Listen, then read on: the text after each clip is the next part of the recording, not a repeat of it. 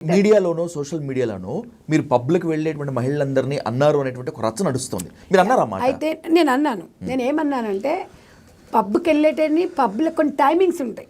నేనేమన్నా అంటే pub culture అనేది యాక్చువల్లీ మన సంస్కృతి సాంప్రదాయం కాదు, కానీ అక్కడ పెట్టాము, మేము వెళ్ళామంట. ఇప్పుడు సిగరెట్ తాగడం కూడా హానికరమేనండి. అక్కడ వాడు అక్కడ ఇస్తాడు మీకు మద్యపానం నిషేధము, సిగరెట్ తాగకూడదు అని ఇస్తారు. అది మీ ఇష్టం. మేము సింబాలిక్గా వాళ్ళు ఒకడు ఛాన్స్ ఇచ్చారు, 2 ఆప్షన్స్ ఇచ్చారు, మీరు చాయిస్ చేసుకోమన్నారు. పబ్బుకి వెళ్ళేవారు చాలా రేరు. పబ్బుకి వెళ్ళడం కాదు, మనకి ఇంట్లో ఉన్న పనులే మన ఇల్లే మన స్వర్గం. పబ్బుకి వెళ్ళినా కూడా టైమింగ్స్ అనేది ఉండాలి అనేది నా భావన. ఇప్పుడు మధ్యరాత్రి 12-1 గంటలకు ఒక మహిళ ఎక్కడ ఉండాలంటే నువ్వేంది మమ్మల్ని జడ్జి చేసేదని మీరు అంటారు. 99% మహిళలు మనోభావంతో 100% కూడా చెప్తున్నారు. ఒక టైమింగ్ ప్రకారంగా మనం ఇంట్లో ఉండాలి. పని నిమిత్తం వెళ్తే ఓకే, కానీ పబ్బులు అనేది మన కల్చర్ కాదు అని నేను అంటాను.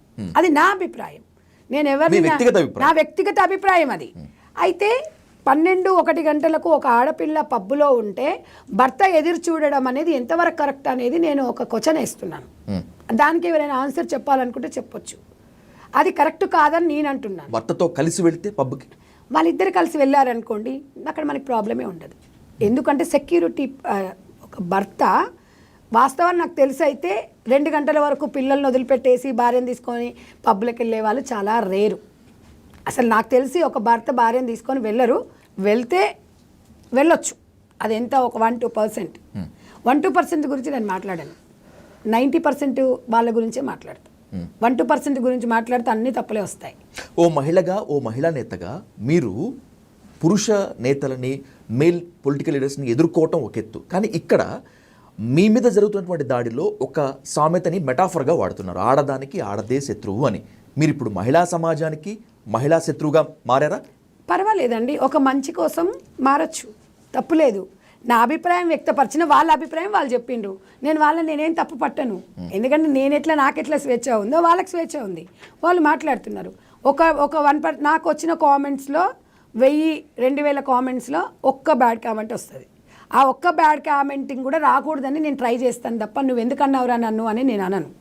ఎందుకంటే అందరికి అన్నీ నచ్చారు. ఒక హస్బెండ్ కూడా 100% భార్యకు నచ్చడు. సర్దుకుపోయే జీవితాలు ఉన్నాయి.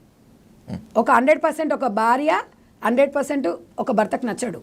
సర్దుకుపోయే తత్వం అనేది మన భారతదేశ సాంప్రదాయం. ఇక నచ్చట్లేదని చెప్పేసి ఈ భార్యను వదిలిపెట్టి ఇంకో భార్యను చేసుకొని ఇంకో భార్యను విడిచిపెట్టి, ఇది మన సంస్కృతి, మన కల్చర్ కాదు. నేను సర్దుకుపోయే మనస్తత్వం మా ఆడవాళ్ళలో ఉండాలి అంటాను. మీరు ఏమంటారు, కొంతమంది 10%, 5% ఉన్న వాళ్ళు ఏంటంటే ఈమె వచ్చిందిలే, అబ్బో మహిళలకు చెప్తుంది ఈమె, ఇక స్వేచ్ఛ లేదా అంటే, నేను ఒకటే అడుగుతున్నాను బ్రదర్ మిమ్మల్ని, స్వేచ్ఛ అంటే ఏంటి? బట్టలలో స్వేచ్ఛనా? మగవాడితో సమానంగా ఆర్థికంగా నిలబడు, అది స్వేచ్ఛ. నీ కాళ్ళ మీద నువ్వు నిలబడు, అది స్వేచ్ఛ. నీకు ఇష్టమైన వ్యక్తిని ఎంచుకో, అది స్వేచ్ఛ. నీకు ఇష్టమైన జీవితాన్ని లీడ్ చేయి, అది స్వేచ్ఛ. బట్టల దగ్గర స్వేచ్ఛ ఉండాలి, కానీ అతి స్వేచ్ఛ ఉండకూడదు. మంచి బట్టలు వేసుకో, నీకు నచ్చిన బట్టలు వేసుకో, కానీ నప్పిన బట్ట వేసుకో అనేది నేను చెప్తున్నా.